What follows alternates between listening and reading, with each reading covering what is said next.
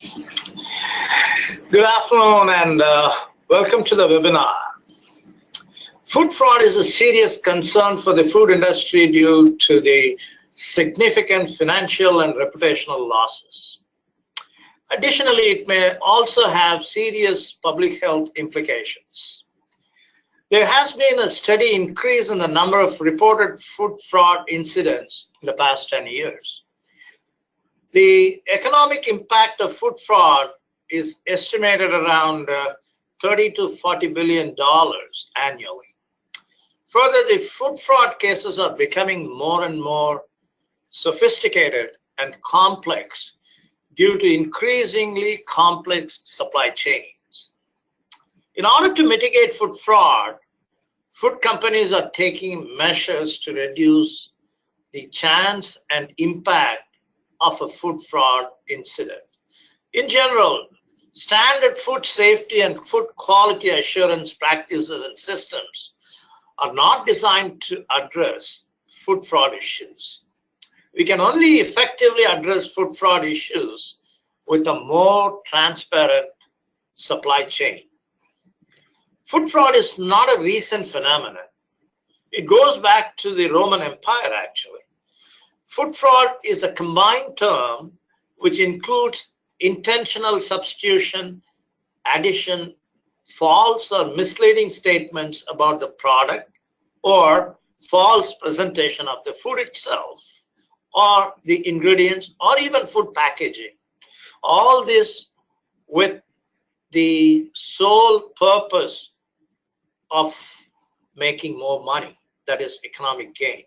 Well, my name is Rama, and I'm the Vice President, Product Safety and Research at PJRFSI, Perry Johnson Registrars Food Safety, Inc. This is a certification body involved in certifying companies to the various food safety standards, both Gfsi and non-Gfsi standards. In this presentation, I will explain the basic principles of food fraud, the requirements of Gfsi standards. Some of the Gfsi standards, basically I've chosen 3 different Gfsi standards for mitigating food fraud, and also I'll explain something about the components of a robust mitigation plan, food fraud mitigation plan. Well, I have the following objectives for this webinar. First, to introduce the concept of food fraud. I will also outline the details of a robust food fraud vulnerability assessment and mitigation plan, and also something about the food fraud requirements of the 3 commonly used Gfsi standards, namely SGF, BRC, and FSSC. First of all, we need to define what food fraud is. And as a matter of fact, there is no universal definition of food fraud. However, a perusal of scientific literature indicated there are a number of definitions. There is a plethora of definitions.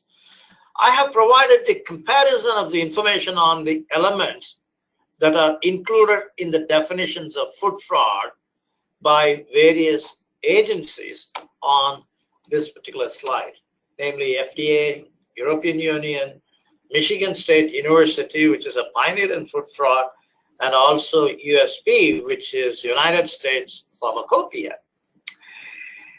Now, the elements that are going to be included, or that are included in the definition of food fraud, are these things: economically motivated, dilution, substitution, addition, tampering, false labeling, counterfeit, false or misleading statements, use of illicit substances, removal, replacement, misrepresentation of the package itself. So these are some of the elements. If you compare the definitions of the various agencies, such as FDA, European Union, and all that, what is coming out is, that's what I'm going to say in the next slide. What is coming out is that the definition provided by MSU, that is Michigan State University, is the most comprehensive one because it has included many of those elements. So I'm going to make use of the definition given by Michigan State University. So let's see what the definition is.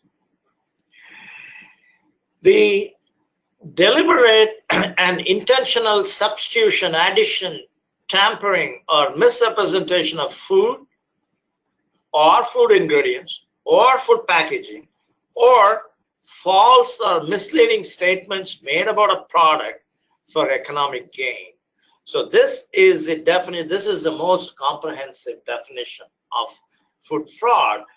On this slide, I have also defined the vulnerability. That is nothing but susceptibility or exposure to a food fraud risk, which is regarded as a gap or deficiency that could place consumer health at risk if not addressed. So that is the definition of vulnerability as per this reference.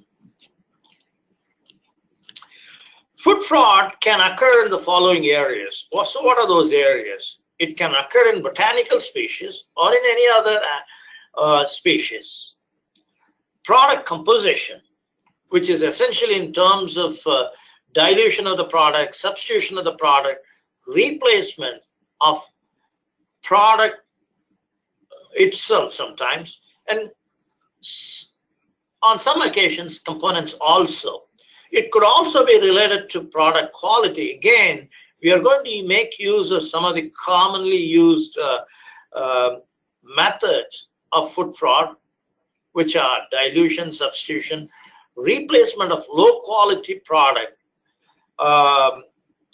replacement of the costlier product or costlier ingredient with a cheaper product, or production system. Food fraud could also be related to production system or even geographical origin.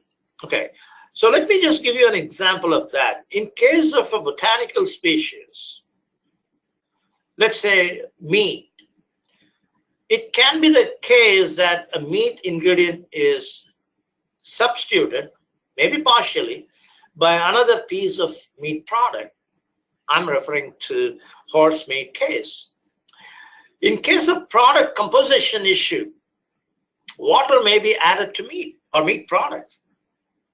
So that is dilution. In case of a geographical issue, the meat does not originate from the region claimed or to the region to which the meat should belong. Say, for instance, Parma, which is a place in Italy, Parma ham, which actually, if it is not from Parma, but somebody is making a claim that it is from Parma, Italy, then it's a false claim. It's a case of food fraud. In a production system food fraud example, a food product may be claimed as biological, which in fact it's not. So that becomes food fraud related to production system. Another important aspect of food fraud is the crime triangle. Okay, food fraud is basically crime. The crime triangle consists of the following things. So what are those things? The guardian and hurdle gap. So that's one component. The victim is another component, and the fraudster is a third component. These are the three components of a food fraud case or food fraud system, actually. The guardian and the hurdle are the measures taken to prevent the fraud. The victim is the one who is taken advantage of. The victim is the one who gets cheated. The victim can be the producer of the food or even the consumer. The criminal in this case is the one who commits the fraud. This also includes a person or persons who decide to commit the fraud. It can also be the entire organization sometimes.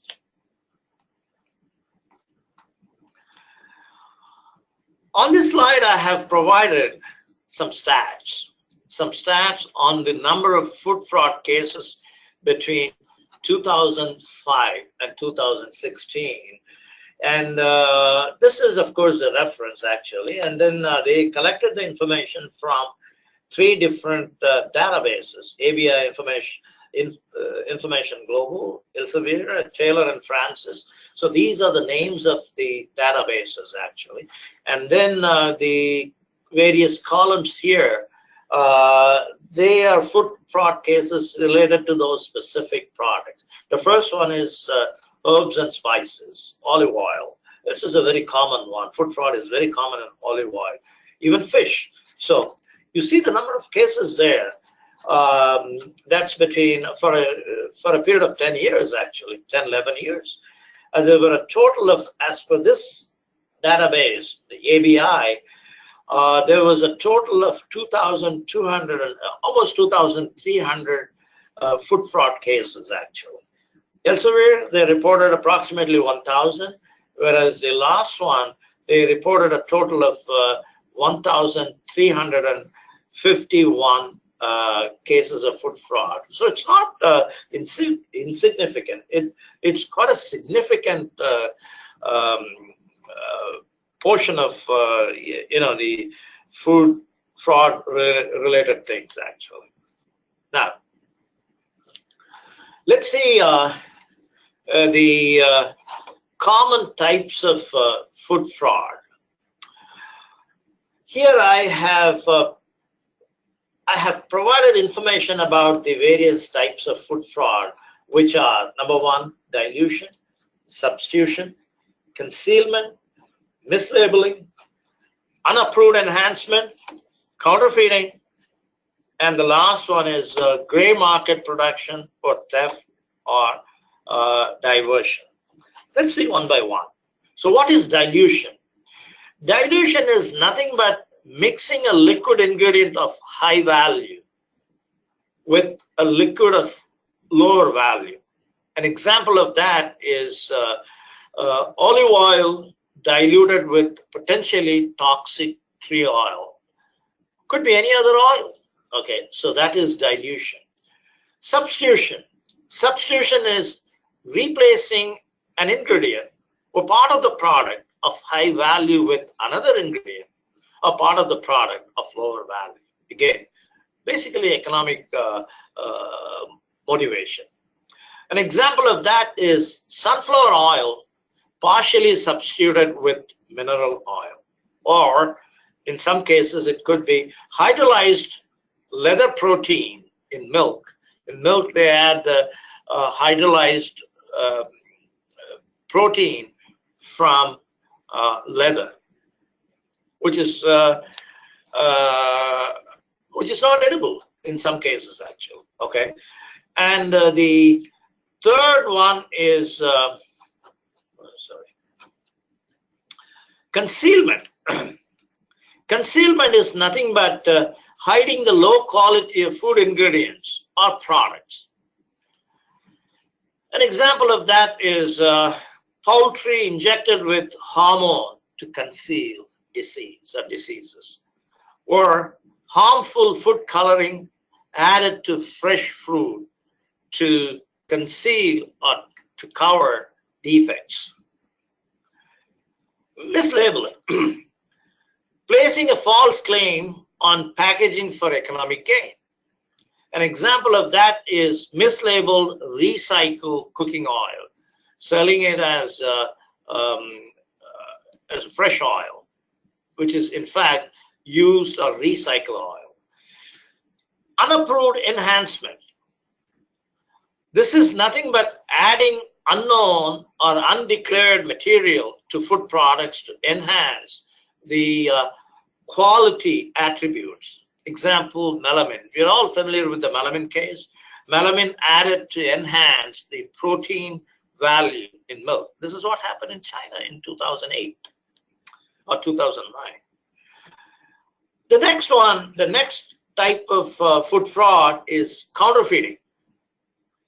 Copying brand name, packaging concept, or recipe, or processing method So these are all some examples of counterfeiting.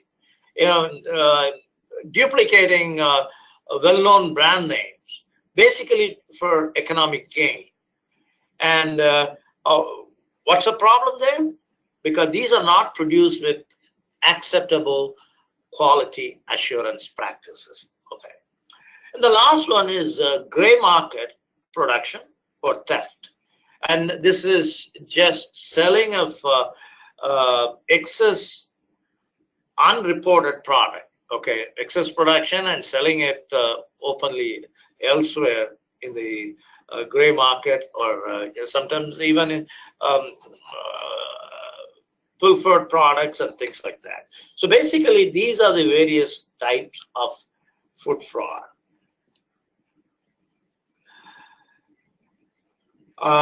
And this is what I have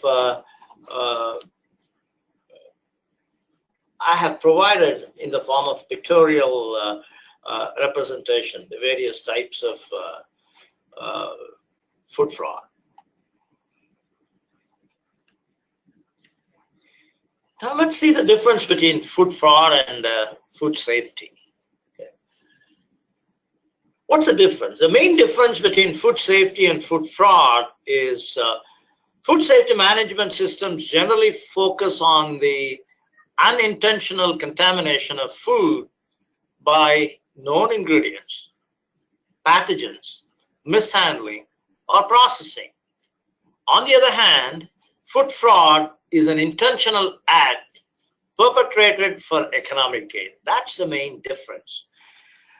And I just explained that this is also a criminal activity. So the criminals' fraudulent ingredients or modifications are specifically engineered to evade the purchaser's quality assurance and quality control systems. Basically, the objective of the criminal involved in food fraud is to make sure that it doesn't get detected through quality assurance and quality control systems. Okay? Only the criminal knows which substance or which substances have been added, or which food ingredient has been manipulated and how. Nobody else knows about it. Moreover, the adulterants introduced by food fraud are often unconventional substances. You cannot even imagine sometimes, that are not anticipated by any food safety management system. So it is very difficult to address through your food safety management system. And that's why they have the Gfsi standards have come up with specific requirements for doing vulnerability assessment and also implementing a mitigation plan.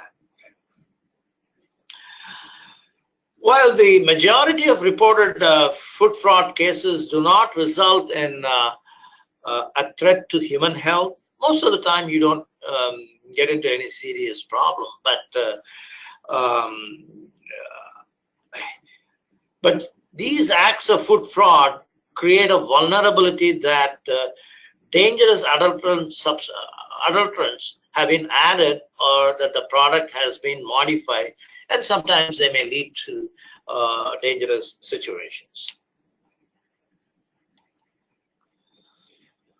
The next two slides, or rather the next three slides, are interesting in the sense Gfsi has defined the food safety management umbrella.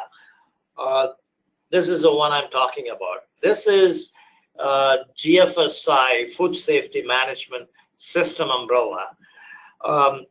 There are three separate pillars.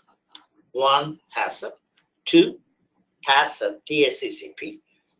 Third, VACCP, vulnerability assessment. These are defined as three separate pillars that will need to be addressed individually. It makes sense in building on the very familiar HACCP concept. You will see similarities in the acronym HACCP, TACCP, VACCP. Okay, so these three pillars are based on, or these three standards or the requirements are based on the conventional or well accepted proven HACCP methodology. Okay. So this is explained on slide 10. And the shift in focus from risk to vulnerability. So here, I think when you talk about food fraud, we talk about vulnerability. Okay, so I think this is again based on ISO 31000. There is a separate standard for risk management, and it is ISO 31000. Okay. So vulnerability is defined a state of being that could lead to an incident. Okay, whereas you're all familiar with the definition of risk. The Gfsi definition is of food fraud vulnerability is it is susceptibility or exposure to a food fraud risk, which is regarded as a gap, a deficiency that could place consumer health at risk, if not addressed. This is what we saw in one of the previous slides. VASCP, that is VACCP, Vulnerability Assessment and Critical Control Point System, is applying the HACCP type system specifically to the unique attributes of a food fraud incident. The other one, TACCP, let's see in the other slide. This is basically designed for addressing food defense. This concept, that is TACCP, was introduced and implemented in the British standard, I think way back, I don't remember the exact year, but we had a publicly available standard, PAS 96, for food defense. And that was the scope of the document was purely food defense.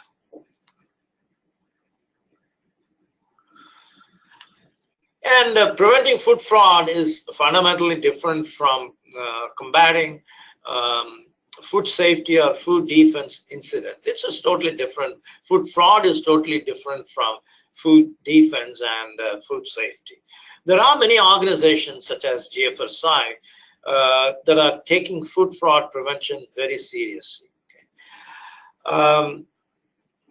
And you're all familiar with Gfsi, so I don't have to get into details. We will see the requirements towards the end of my presentation.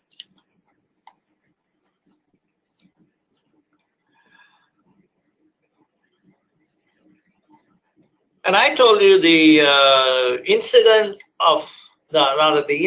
of food fraud has a lot of implications. So these are some of the implications. I have taken the example of melamine scandal, okay, again 2008, 2009. The company or the companies had serious social losses and punishments. I'm going to explain what those things were. They had third-party losses, confidence losses, sales losses, recall losses. We'll see one by one. And as far as social losses are concerned, in fact, the Chinese courts imposed death sentences on those who were caught, okay? And or they also imprisoned a few people actually and imposed heavy fines. And a total of 240,000 infants got affected. 60,000 of them were hospitalized, and there were 6 confirmed deaths. And the company became bankrupt, actually. The name of the company was Sanlu Group, S-A-N-L-U. If you Google it, you'll find it. And they lost about $160 million, this particular company. What about third-party losses? Okay, and after the incident, the entire food industry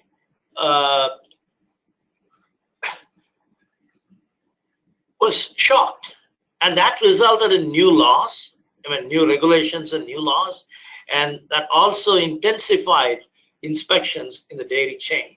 Okay. And many people were reluctant to buy milk products or milk powder from China. So the Chinese dairy industry got boycotted.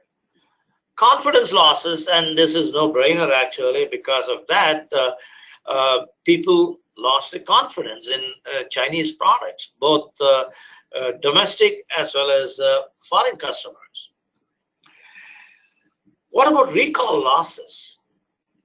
Recall losses, I think the estimated total recall cost for the Chinese industry was about $3 billion. And worldwide, the recall expenses were estimated to be around 18 billion, and some 30 brands were affected in about 60 countries, 60 countries. So that was the extent of recall, massive recall. So to the extent of 18 billion recall expenses.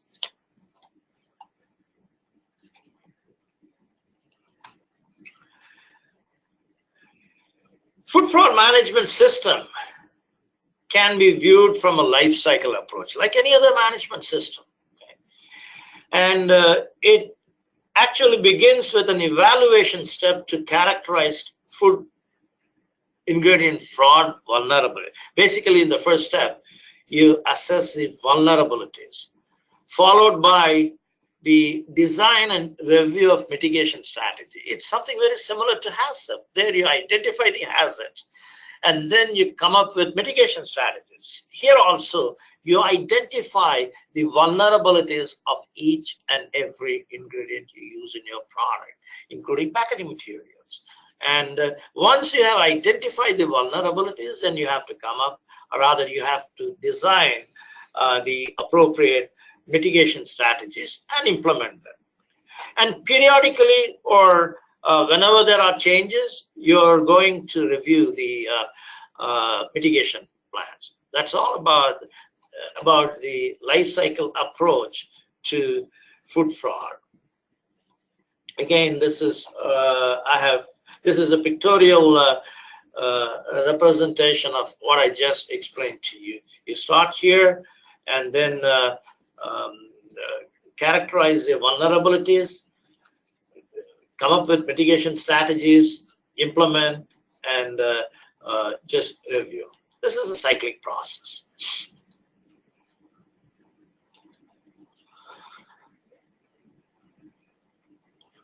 This slide is going to take quite some time because I'm going to explain the various contributing factors. This is called contributing factors assessment. What factors contribute to food fraud? We'll take up one by one. The first step for characterizing the food fraud vulnerabilities of an ingredient is to review the factors known to be helpful in predicting fraud occurrences. In the previous slide, we saw the first step is to assess the vulnerabilities of your materials. So this is the one. Supply chain comes up first. As a matter of fact, the ingredient's vulnerability to food fraud increases with the complexity of the supply chain. The vulnerability of the supply chain is is related to the degree of control that is held by the various parties with vested interest, basically stakeholders. The one with the lowest vulnerability can be described as a single ingredient. If you have a single ingredient sourced directly from a known or trusted supplier, who in turn sources from a known trusted supplier, that has got the least risk or least vulnerability there. The vulnerability of the supply chain is related to whether the ingredient is a single raw ingredient or it is processed by more than one entity and is composed of multiple components. If it is just a single ingredient sourced from a known trusted supplier, the vulnerability is very low.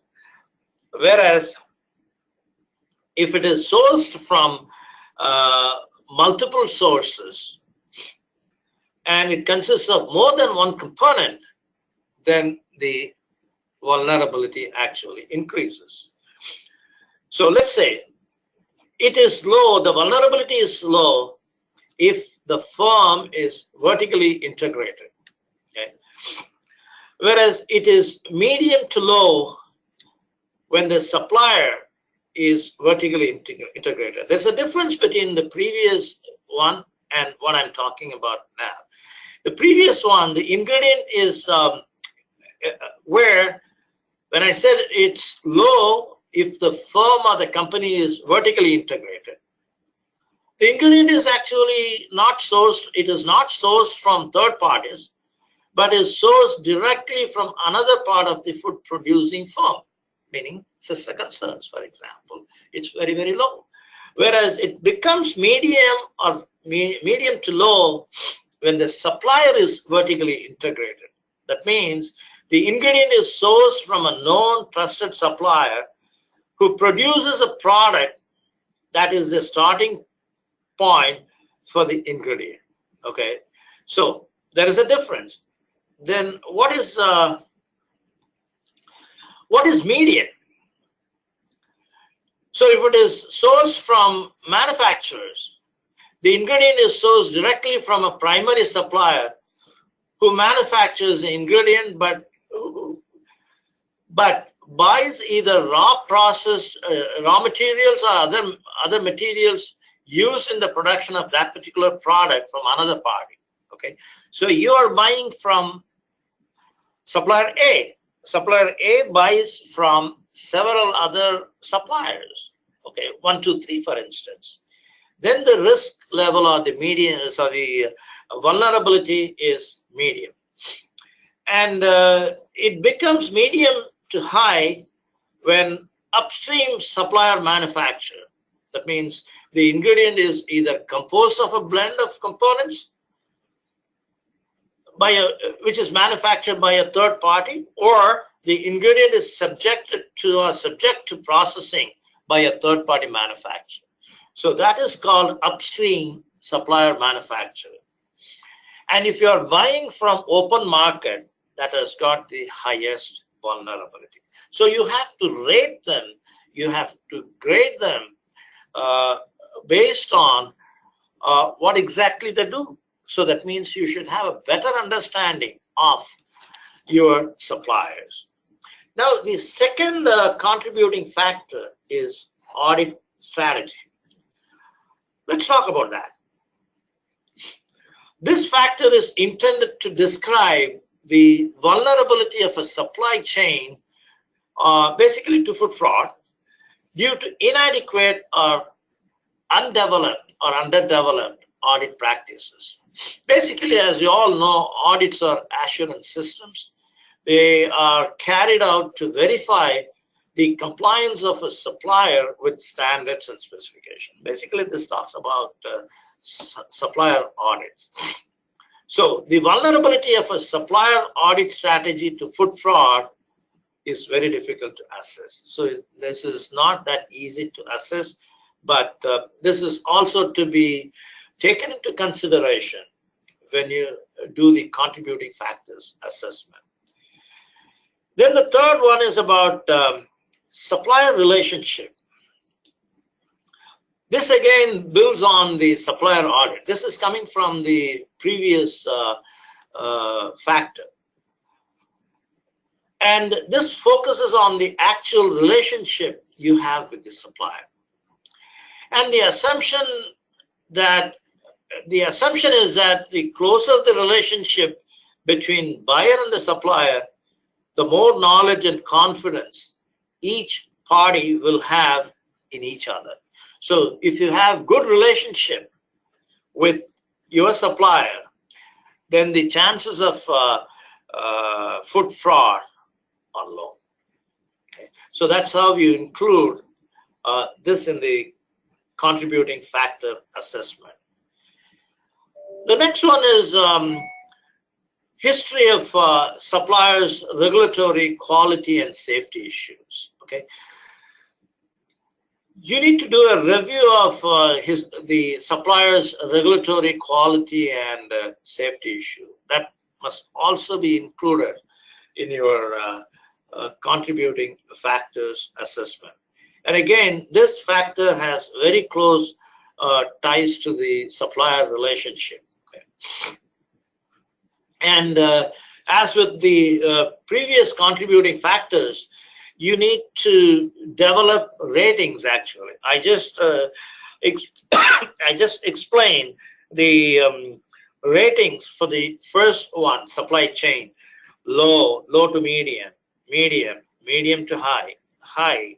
These ratings you should develop for each and every contributing factors. Actually, now let's look into the susceptibility of quality assurance methods and specifications.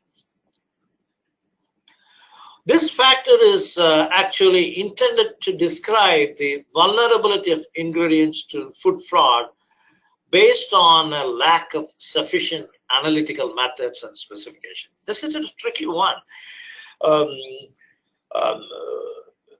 Who knew about melamine contamination in milk powder in 2008?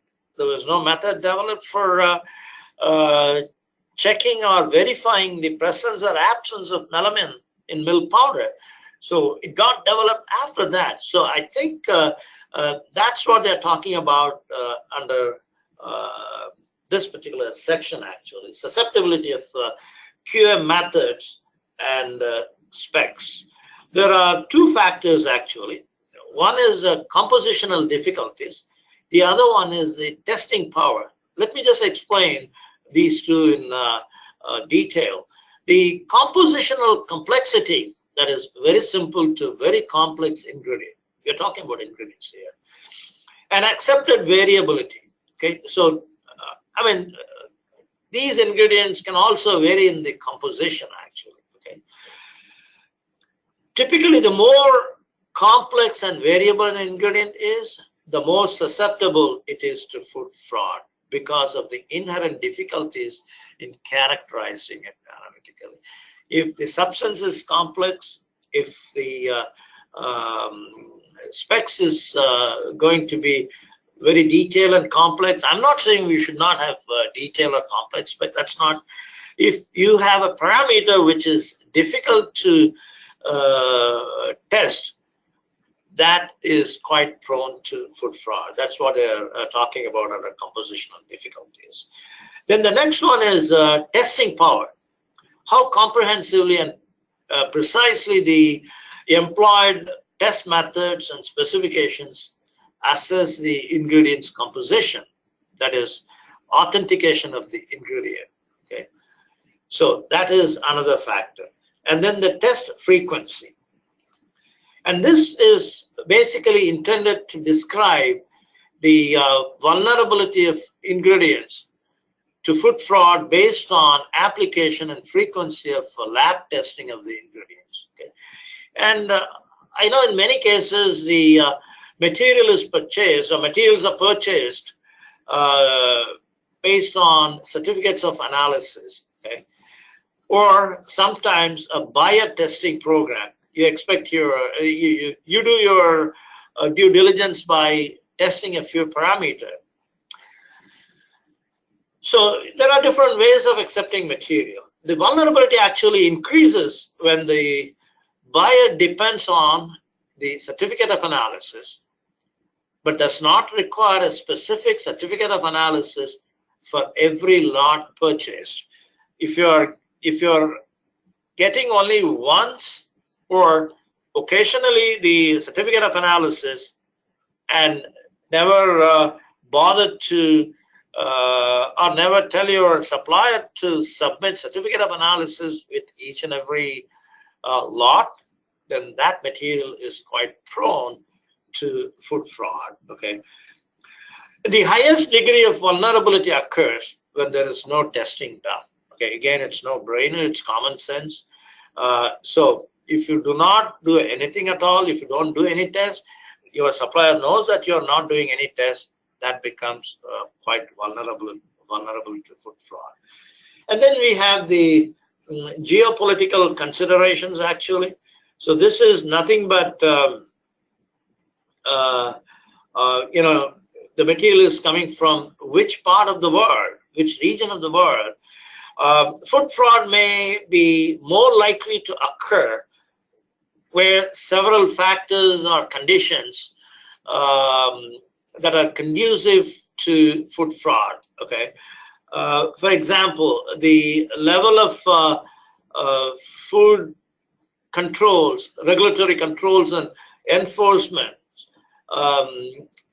that exist in a particular region, or the prevalence of corruption and organized crime. If you're getting materials from these regions, obviously you may expect your material to be more vulnerable to food fraud. Okay, things like that, or sometimes even GDP. GDP also plays a part in food fraud.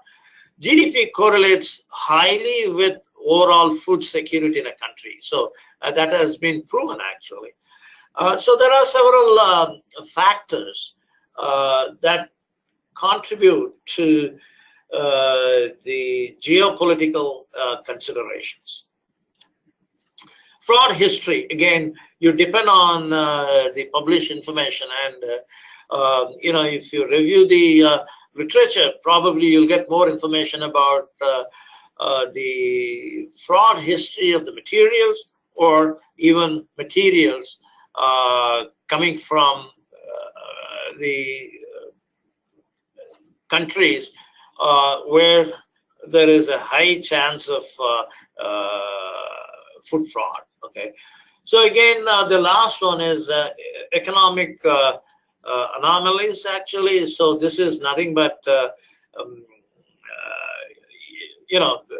it's again related to GDP and all that. So these are some contributing factors to food fraud.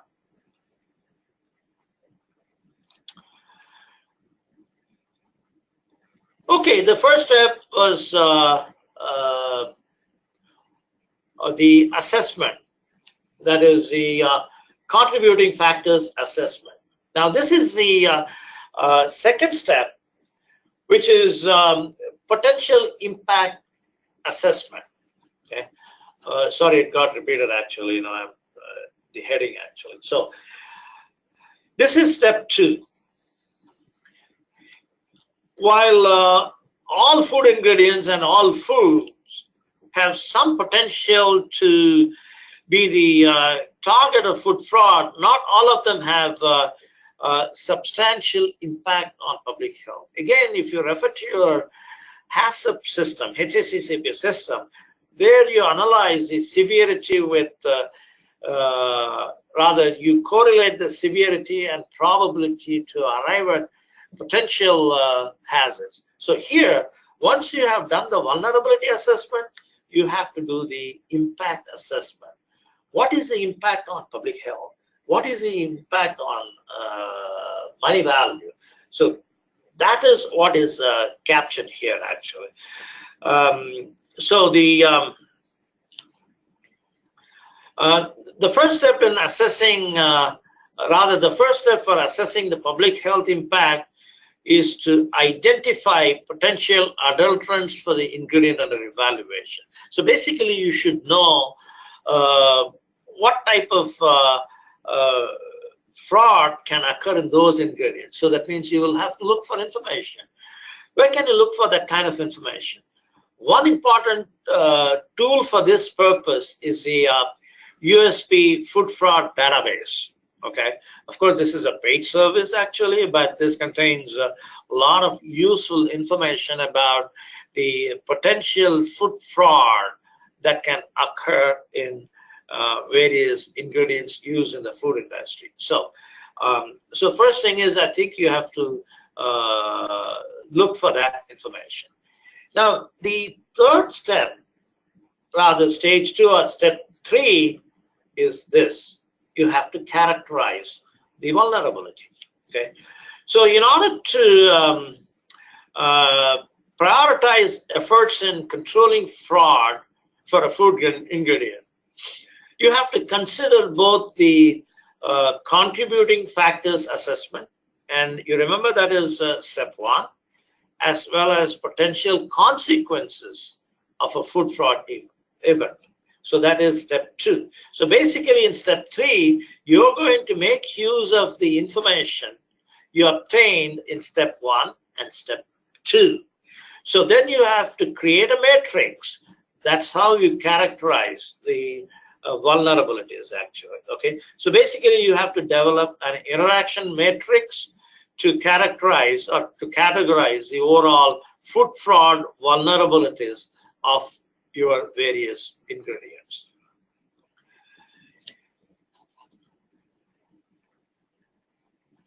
Then you have to come up with, sorry, one second. Yeah.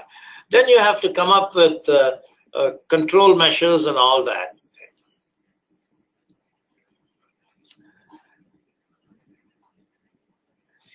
And the control steps could be, I'm sorry, one second.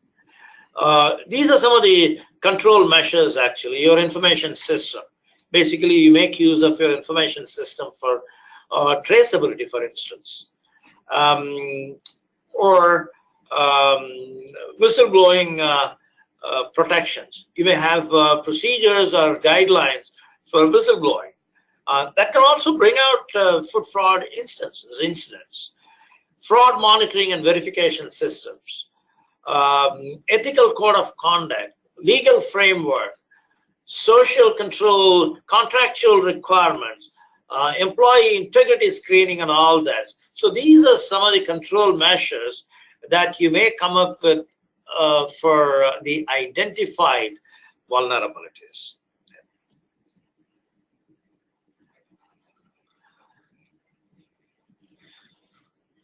I think you are all familiar with the compliance rate requirements for the Gfsi standards. Okay. January 2018 for SQF and FSSC. BRC was well ahead of the game actually. The date was 2015, July. And FISMA has got a separate date actually, September 2016. And so on the next slide, I have, it's a very simple, what do these standards actually require? Okay, so you may follow a very simple method. Okay, how do you do that? Basically, you have a 6 or 7 question checklist. Conduct a food fraud vulnerability assessment. Yes or no? Yes. Is it written? Yes or no? Implement a food fraud prevention strategy. Yes or no? So, is it written? Conduct annual review. Yes or no? Address all types of food fraud. Yes or no? And the last question. So, if your answer is yes to all these questions, so that means you are in compliance with the requirements of the Gfsi standards. Okay. So let's see the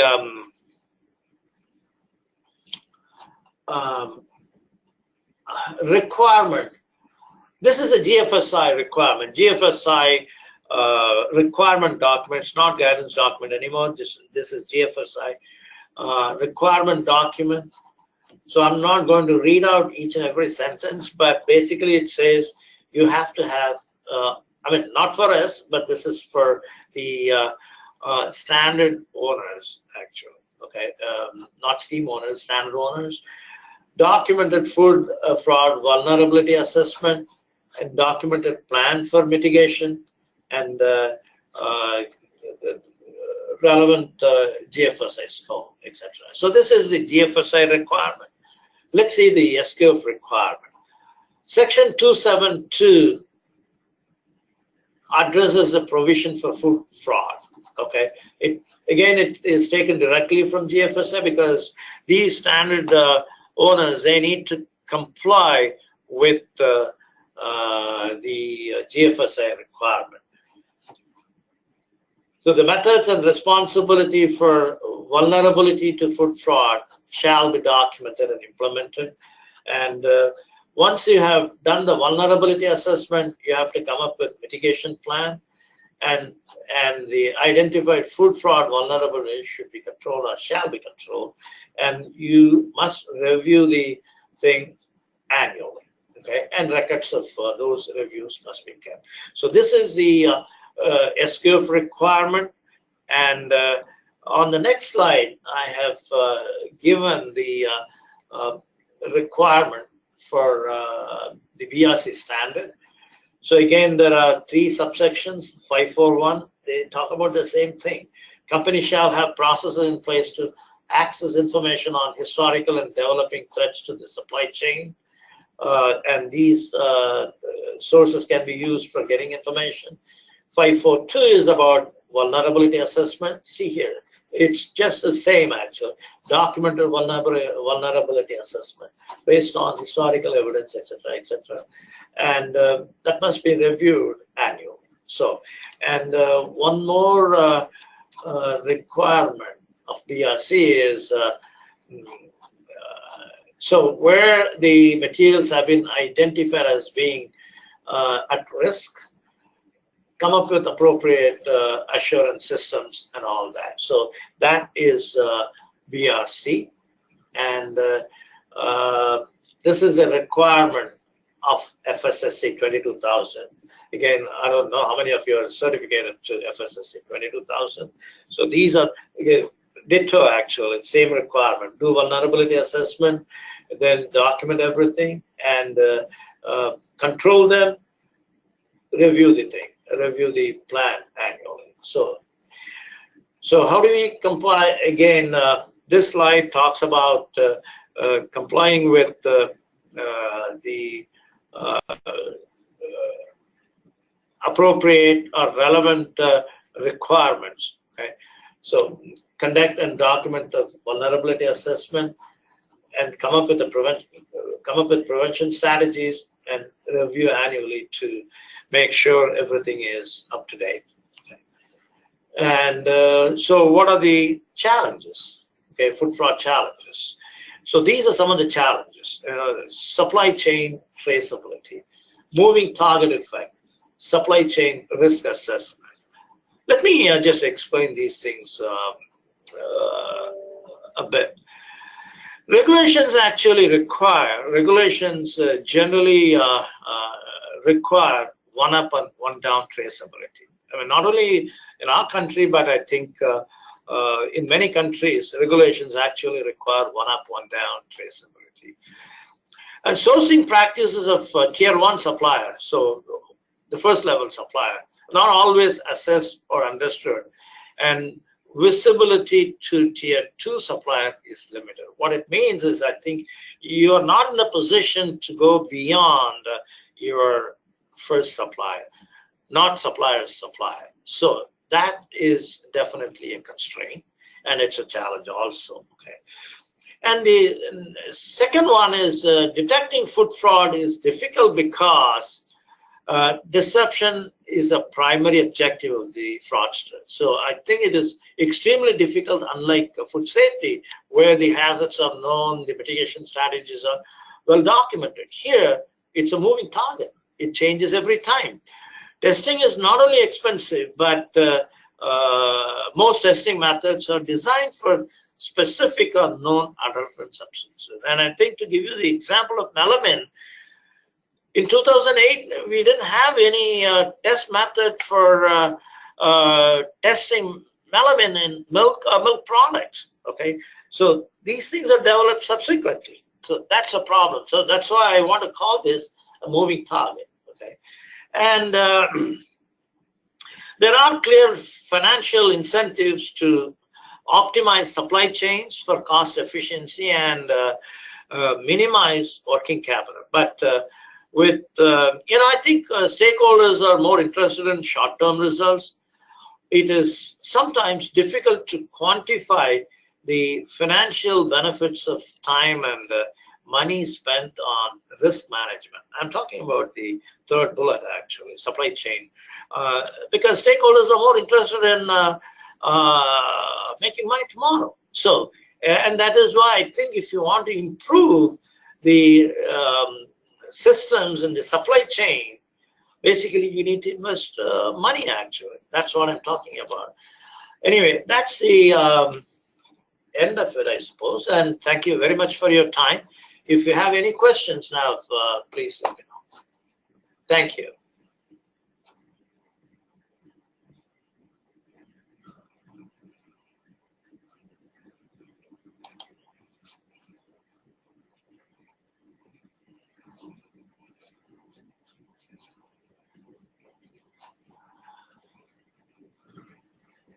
I didn't find any questions in my question box. Thank you very much for your time.